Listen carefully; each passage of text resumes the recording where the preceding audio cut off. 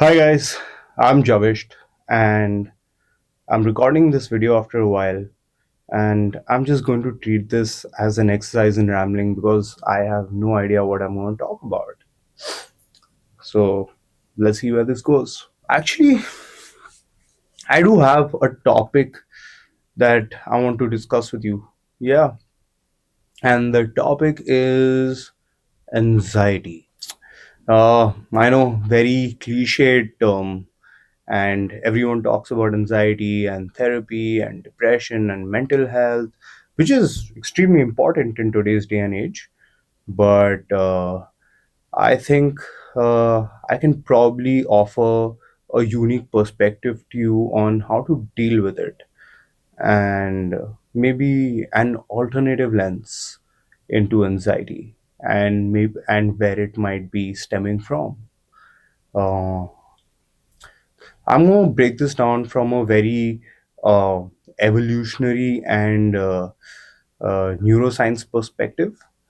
So bear with me. It's going to get a little spiritual in some places, but none of this is going to make sense until you hear my story and how I arrived at these conclusions.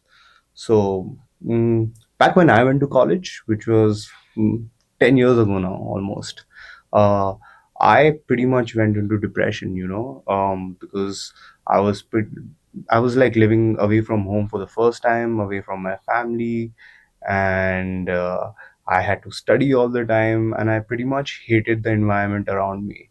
And I was like, I had anxiety for all the exams and the tests. I took too much onto my plate, and I wanted to go back home. I was so homesick, and I just didn't know what to do. And slowly, I fell into depression. At some point, I was like, I'm gonna like call it to quits, and I'm just gonna leave. So I went back home during my summer vacation, and I met a teacher who actually changed my life, and I'll talk more about that later. But what actually changed my life was a book he gave me, and this book is called A New Earth. It's by Eckhart Tolle. He's a spiritualist, and I highly recommend all of you guys to read it. But Eckhart Tolle goes on to talk about something called the rational mind, which is our thinking mind and our thinking brain, and the monkey mind. He likes to call it the monkey mind, but which is actually our subconscious mind. And so there's the rational brain and the subconscious brain, and we are going to call the subconscious brain the monkey mind. Why?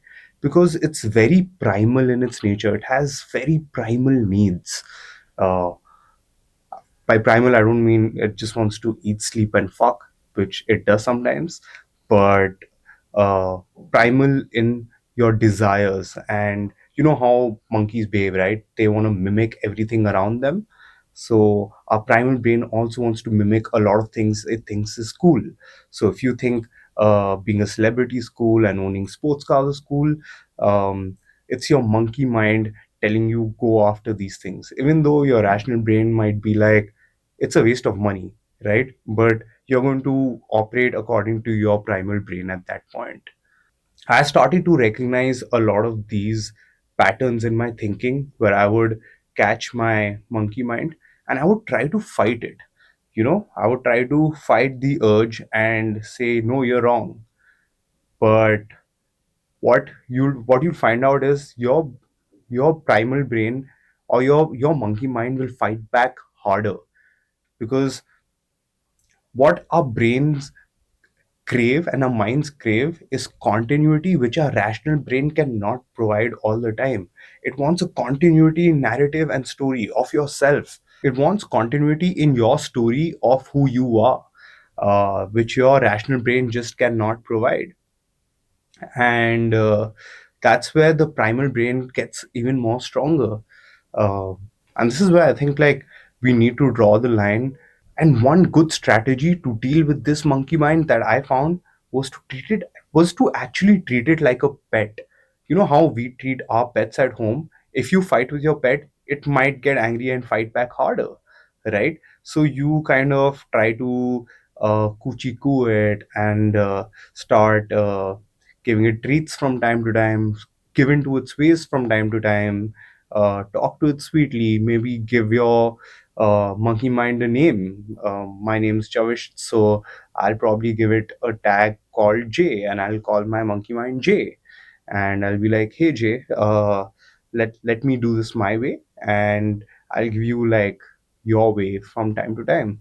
And I think that's what might keep your mm, monkey mind happier.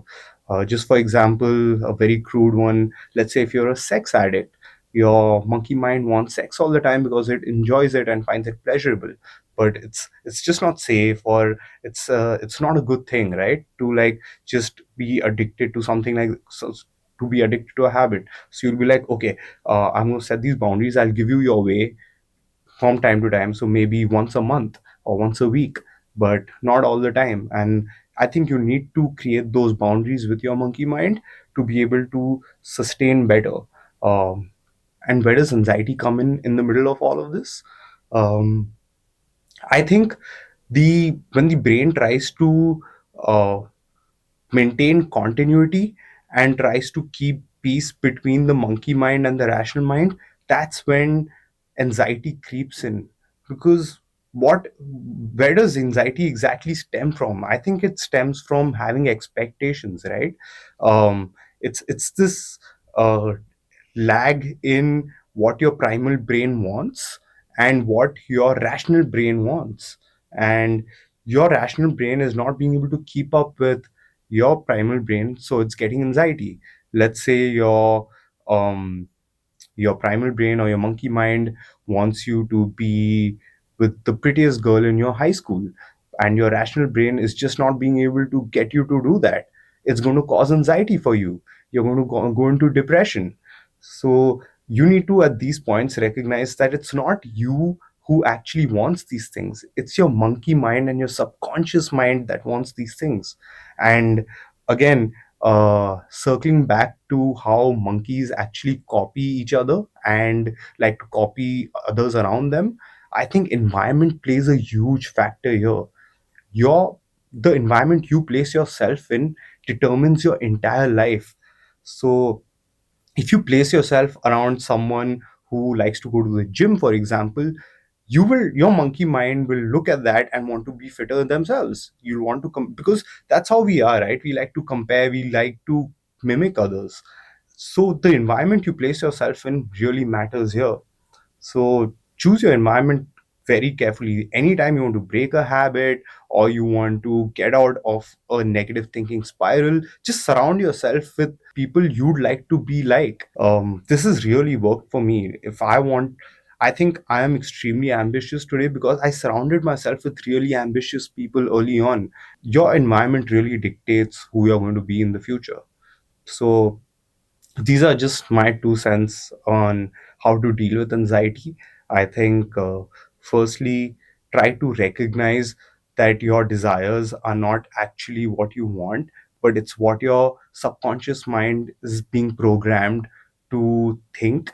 And second is change your environment to deal with this anxiety. Just making these two changes in your life can go a long way in solving a lot of your life's problems. But yeah, I'm going to keep coming back and sharing a lot of my insights with you. So don't forget to like, comment, and subscribe, and stay tuned for more content.